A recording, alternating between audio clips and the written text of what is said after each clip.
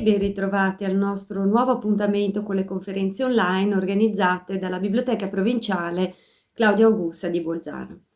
Abbiamo avuto nei giorni scorsi l'occasione di conoscere l'associazione letteraria Lettera 7 che ha sede a Laives e abbiamo così conosciuto ed incontrato due rappresentanti, Roberto Marino con il suo libro recente Bolzano l'altra e Enea Massimo Bonato che invece ci ha letto alcuni brani e alcune poesie tratti dai suoi libri di recente pubblicazione e hanno così potuto far conoscere a chi ancora non ne avesse sentito parlare questa associazione e alcuni dei suoi rappresentanti. Oggi sarà la volta di due signore, di Nina Sadeghi e di Carmen Gesmundo, sempre facenti parte di questa associazione e ci leggeranno alcuni brani, alcuni componimenti dai loro libri. Ricordo appunto Nina Sadeghi, è autrice di una raccolta intitolata Poetessa è femmina,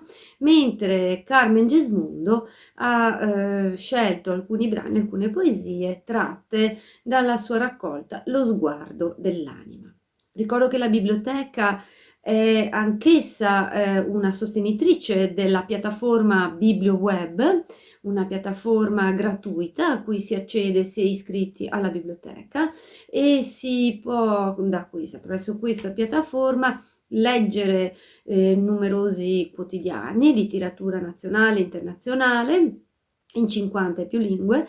Abbiamo anche centinaia, per non dire migliaia di titoli di libri, di ebook che possono essere scaricati sui vostri device, quindi sullo smartphone, sul tablet oppure anche nel PC. E ci sono anche file musicali, insomma quanto necessario per approfondire le proprie curiosità, le conoscenze e trascorrere dei momenti spensierati o anche diciamo interessanti in un periodo come questo dove restiamo tutti a casa. Con l'augurio di una felice giornata e soprattutto di giornate serene, vi saluto e vi ricordo appunto che la Biblioteca Provinciale Claudia Augusta è sempre con voi. A presto e auguri.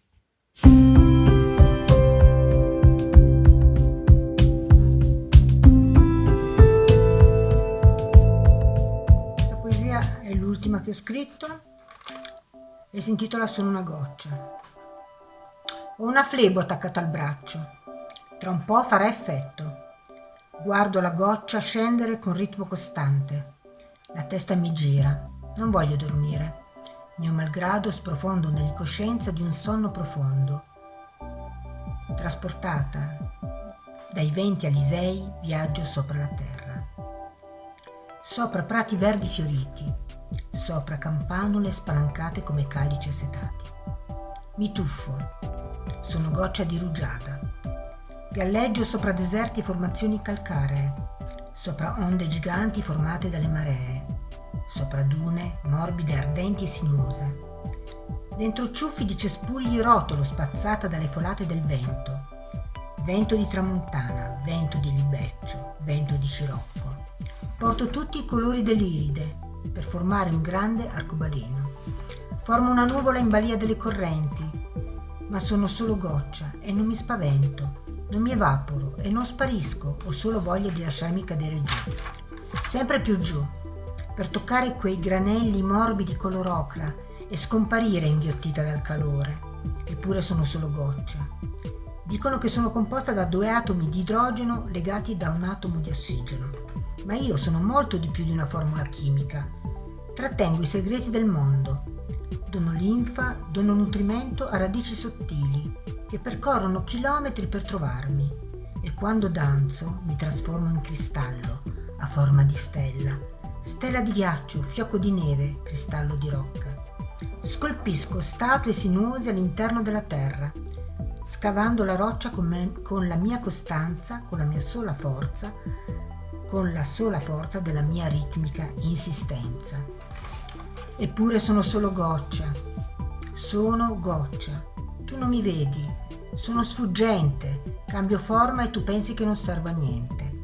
Per te mi sono rinchiusa in un'ampolla. Passo attraverso un ago che arriva dritto in vena per darti la vita, per dirti che non è ancora finita.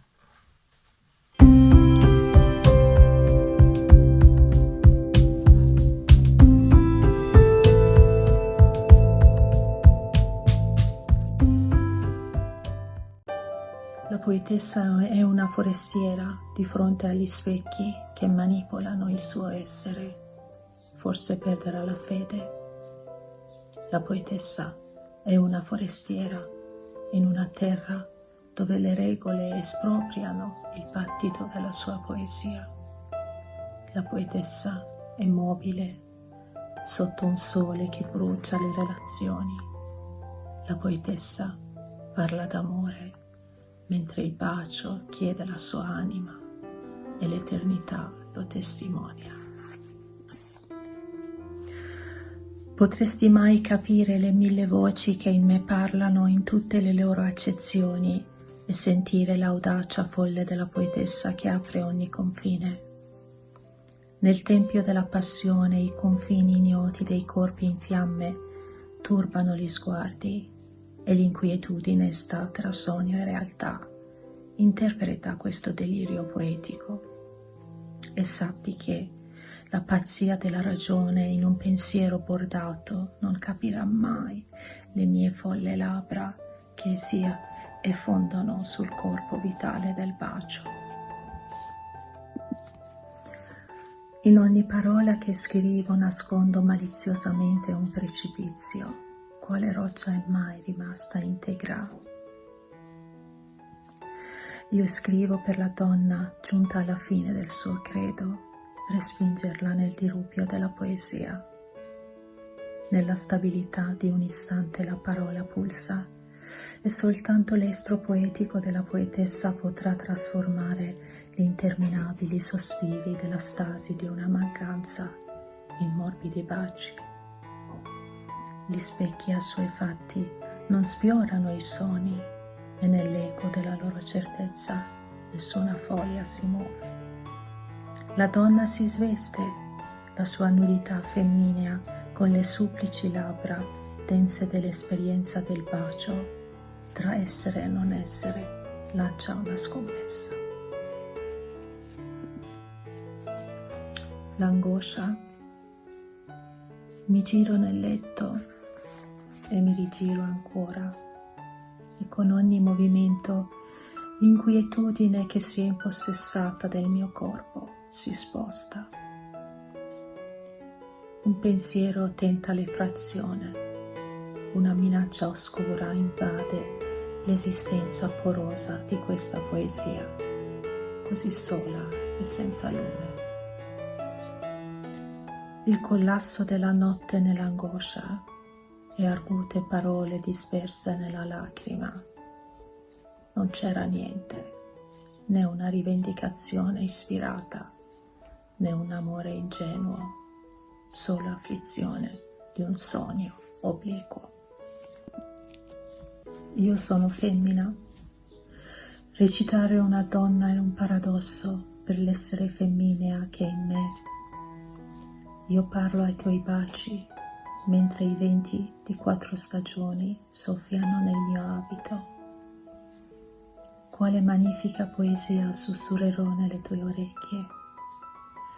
Chi sono i ciechi? Chi sono i bugiardi?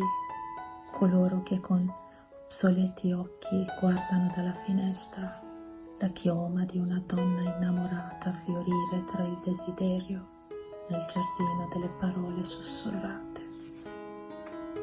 Come potrò cominciare l'inizio di un altro verso se non contro la volontà dall'estremità smisurata del vuoto e sentir precipitare le parole dalle labbra nei buchi aperti di un lapsus per espellere il dolore per lo spostamento del tuo sguardo verso un'altra poesia. Come continuare lungo contorni sgregolati di un'anima fioca e distinguere il grigio dentro pure fuori. Lascio che la poesia precipiti e con essa le possibilità promesse dal pensiero. Lascio che per un momento vengo cancellata dal vuoto.